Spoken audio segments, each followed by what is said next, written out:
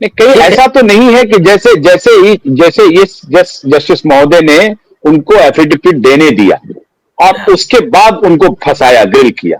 कहीं ऐसा तो नहीं है कि जस्टिस साहब इंतजार कर रहे हैं कि आपने केस लॉ दिया, उस केस लॉ पर उनको रिप्लाई फाइल करना है उस पर। ऐसा आपके केस लॉ के बाद जस्टिस ने उनको बोला है कि भाई इस पर क्या कहना है, भाई देखो सुप्रीम कोर्ट का केस लॉ है, इस पर तुमको क्या कहना है। उसमें कहना अच्छा मुझे समय दे दीजिए 5 दिन का। अरे भाई अभी कहो ना, नहीं नहीं 5 दिन का समय, कोई बात नहीं, ये समय ले लो। समय दे दिया, 5 दिन का नहीं, चलो 1 महीने का, 2 महीने का समय दे दिया। अब 2 महीने के समय के बाद तो उनको लिख के लाना पड़ेगा ना कि ये केस लॉ हमें जचता है या ये केस लॉ हमको मानता नहीं है या हमको केस लॉ हमने पढ़ा नहीं है। वो जस्टिस साहब पूछेंगे ना कि भाई पिछले डेट को हमने केस लॉ मेंशन किया था, इसके आधार पर आपको रिप्लाई फाइल करना है, इस रिप्लाई में आपने क्या किया। तो इसका मतलब है कि जस्टिस उनको फंसा देंगे 20 तारीख को। इसका कहीं ये मतलब तो नहीं है। हो सकता है, हो सकता है, हो सकता है। ऐसी परिस्थिति में क्या चीफ सेक्रेटरी और मुंबई का वर्तमान पुलिस कमिश्नर दोनों घेरे में आ सकते हैं क्या? घेरे में तो बहुत लोग आ सकते हैं। अभी हमने जो प्लीडिंग देना था, केस लॉ वगैरह सब हम दे चुके हैं। अभी जवाब उनका मांगा है। अभी उनको जवाब क्या देना है, आपने एफआईआर रजिस्टर क्यों नहीं किया। एक सुप्रीम कोर्ट के जजमेंट जो हमने दिए हैं उसका पालन क्यों नहीं किया। ये 2 चीज का उनको जवाब देना है। तीसरा जवाब देना है कि ये नगरकर को कस्टडी में लेने का हमने अर्जी लगाया है झूठे एफिडेविट के लिए, उसके ऊपर भी जवाब देना है। चौथा जवाब देना है आपके वो पब्लिक प्रोसिक्यूटर के भी लिए आपने अर्जी लगाया है कि वो भी झूठा अर्जी दे रहा है। लेकिन प्रोसिक्यूटर के लिए उन्होंने एक थोड़ा सा रिक्वेस्ट ये कर दिया कि भाई उनकी मजबूरी है। हाँ, एक बार का माफ कर दो, ऐसा इस तरह से, मतलब ठीक है। हाँ ठीक है, ठीक है। अब दूसरा जवाब देना है आरोपियों के सरताज आदित्य ठाकरे को। वो भी उस दिन कोर्ट में क्लियर हो गया। हमने कहा ये हमने दे दिया है अर्जी उसके और उसके वकील के खिलाफ। हमने उसने जो अर्जी दिया उस पर हमने रिजॉइंडर दे दिया है, रिप्लाई दे दिया है। अभी इनको रिप्लाई दाखिल करने को बोलो आप। तो कोर्ट ने कहा जिसको जिसको करना है दाखिल कर दो, अभी सारे प्लीडिंग कंप्लीट कर दो, 20 तारीख को सुनवाई रखेंगे। अभी 20 तारीख को सुनवाई रख दी है। अच्छा, अब मान लीजिए कि आपने रिजवाइंडर दे दिया है आदित्य ठाकरे को। आदित्य ठाकरे ने एफिडेविट में खुद टोटल झूठ लिख दिया है। अब ये तो ब्रॉड डे लाइट में है, उसने अपना उम्र छिपाया, अपना पोस्ट छिपाया। इसका क्या जवाब देंगे? इसका तो फॉर्जरी का उनके ऊपर डायरेक्ट, अभी मर्डर वर्डर तो छोड़ दो, अभी कहानी छोड़ दो उसको, मर्डर किया, रेप किया, नहीं किया, वो किया, वो चलो ये आरोप मान लेते। अभी जो तुमने कोर्ट में जो एफिडेविट दिया है उसमें अपने एज को छिपाया है और अपना पोस्ट छिपाया है। क्यों छिपाया? नहीं वो तो है ना, उसके ऊपर कोई जवाब नहीं है उनके पास।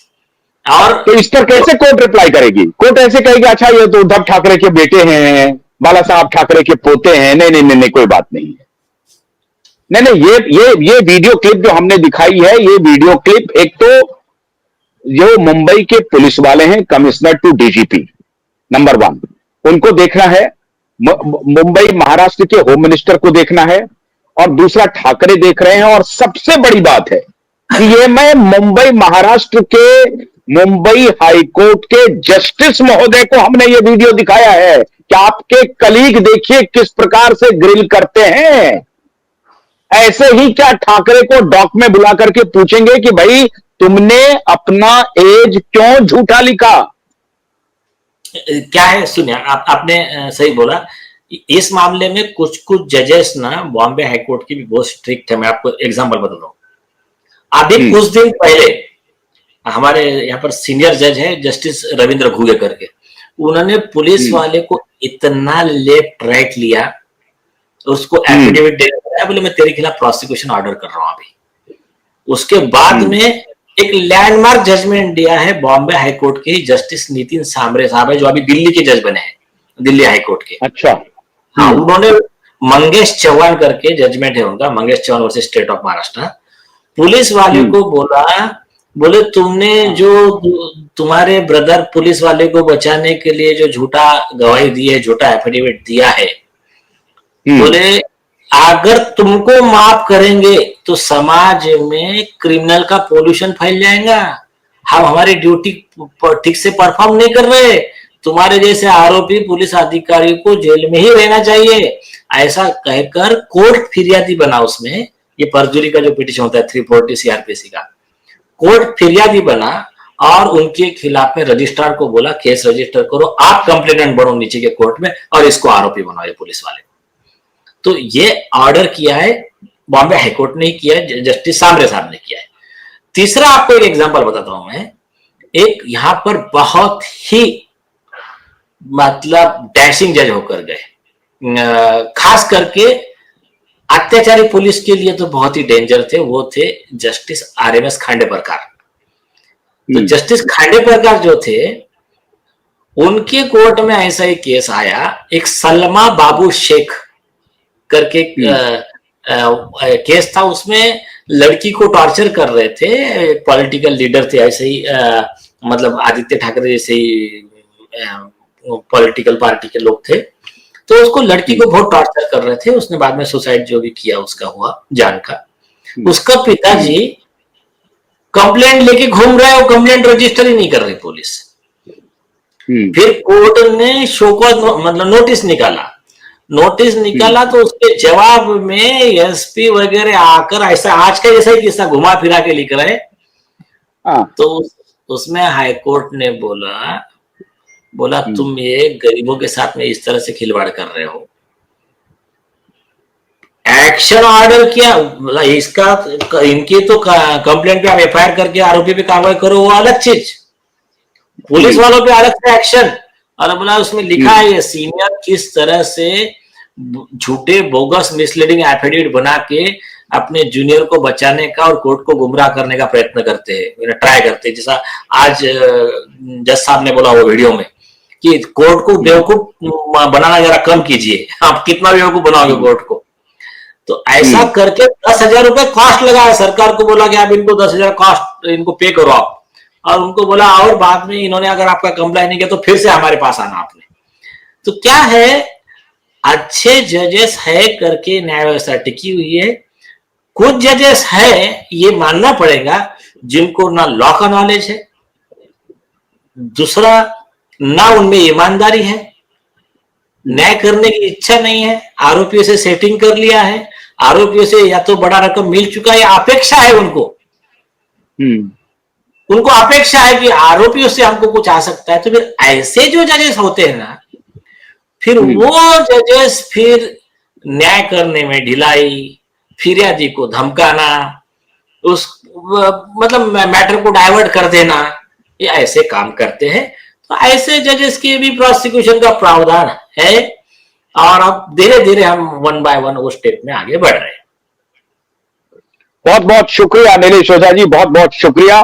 मैं एसएसआर वॉरियर को और अपने दर्शकों को यह बताना चाहता हूं कि आज जो मैंने वीडियो क्लिप दिखाए हैं आपको, ये जिस प्रकार से हाईकोर्ट के एक जस्टिस सुपरिंटेंडेंट ऑफ पुलिस को, एसपी साहब को जिस तरह से वो ग्रिल कर रहे हैं, जिस तरह से उनको उनके ही रिप्लाई में सवाल पूछ करके उनको निरुत्तर कर रहे हैं, इससे भी खतरनाक हियरिंग होने वाली है मुंबई हाईकोर्ट में।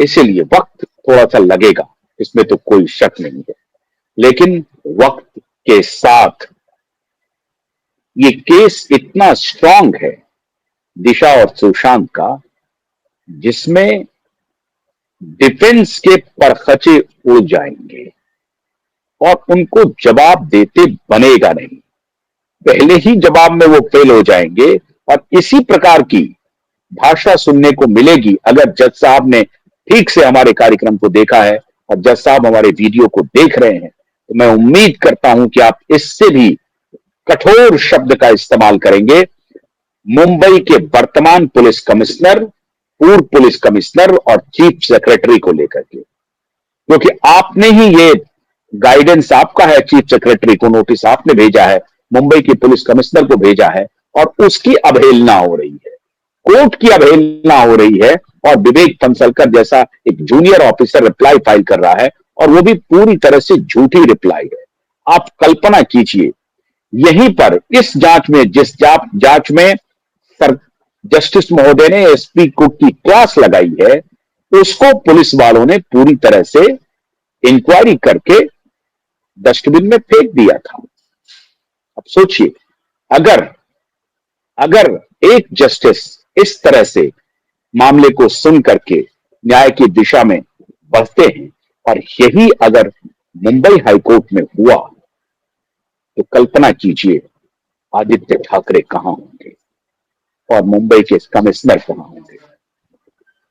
तो बस इंतजार है 20 नवंबर का, लेकिन उसके पहले बहुत सारी बातें हम आपके बीच लाते रहेंगे, आपके सामने लाते रहेंगे। बहुत बहुत शुक्रिया। नमस्कार।